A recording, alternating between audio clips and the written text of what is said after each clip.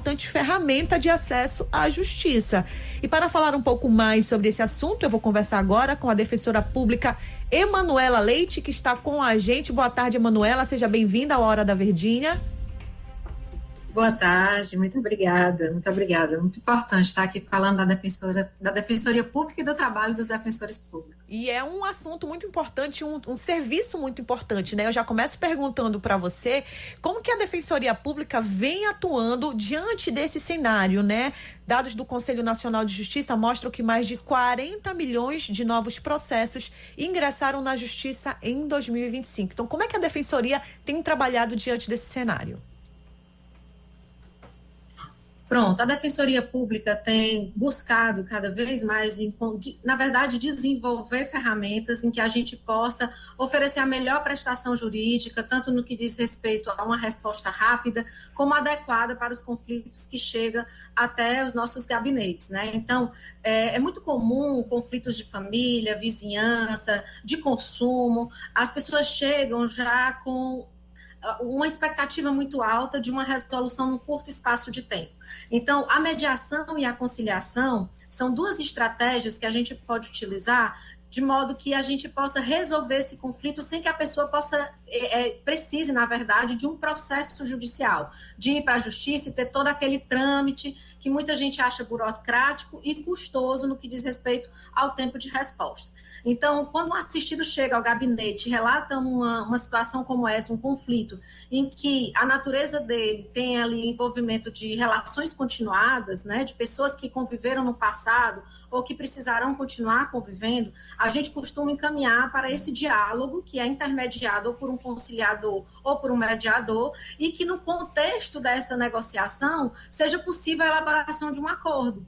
Então, se esse acordo for feito, ele tem força de lei e a pessoa não precisa mais de processo, porque ela fica com a cópia desse acordo e ela pode exigir o cumprimento a qualquer momento, caso alguma das partes não venha fazer dar a sua contribuição para que aquele acordo seja honrado. E, Emanuela, qual a importância, né, dessa mediação e dessa solução consensual, né, nesse tipo de conflito que a gente sabe que às vezes é muito comum, principalmente com a quantidade de condomínios, né, que vem crescendo aqui na nossa cidade e no país inteiro, né? Então, qual a importância, né, dessa mediação? Pronto, objetivamente falando, a importância é você entregar aquilo que a pessoa foi buscar. Né?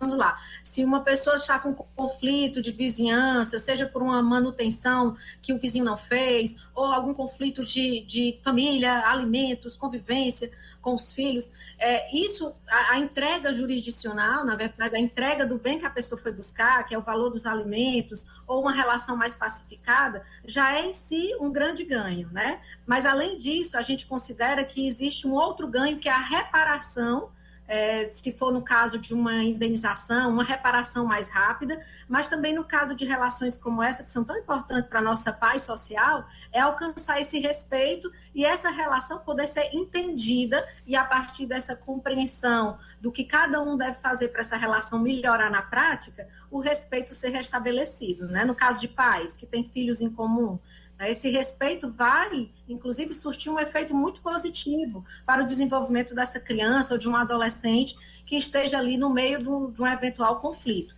Então, existem ganhos no que diz respeito à paz nas relações e, consequentemente, à paz social.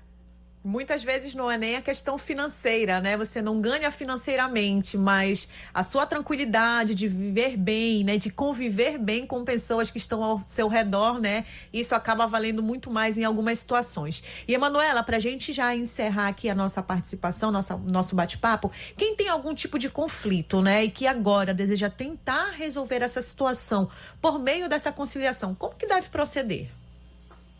Pronto, eu vou dizer um caminho muito rápido, que hoje todo mundo tem acesso a um computador, a um smartphone, então você vai ali num buscador desses e bota Defensoria Pública Ceará. Vai aparecer o site da Defensoria e aí você procura no site qual é, na sua localidade, o núcleo da Defensoria Pública mais próximo. E aí você procura esse núcleo, porque a pessoa não precisa chegar e saber repetir o que a gente conversou aqui, né? Mas ela vai dizer qual é o conflito que está, né, atingindo ela nesse momento, e o defensor ou a pessoa que estiver fazendo essa triagem já vai poder encaminhar para um atendimento dentro dessa proposta autocompositiva, da mediação ou da conciliação. Então, o trabalho que a pessoa tem que ter nesse momento é só identificar qual é o núcleo da Defensoria Pública mais próximo, para relatar qual é o seu problema e, de preferência, ela pode anunciar, olha, eu queria muito resolver por um acordo. E aí a gente já entendeu que quando a pessoa quer resolver por um acordo, a gente vai encaminhar para a estratégia que a gente entender mais adequada para o caso. Emanuela Leite, defensora pública aqui do estado do Ceará, com dicas preciosas e muito importantes sobre mediação, né, e conciliação aí consensual, para ao invés de você ter toda aquela dor de cabeça, ter todo o trabalho, antes de entrar na justiça, né, recorre ali à defensoria, que tem um trabalho muito bacana. Emanuela, muito obrigada pela sua participação, volte sempre. Tá, muito obrigada eu pelo espaço. Tchau, tchau. São 4 horas e 23 minutos, a gente vai para um rápido intervalo, já já a gente volta.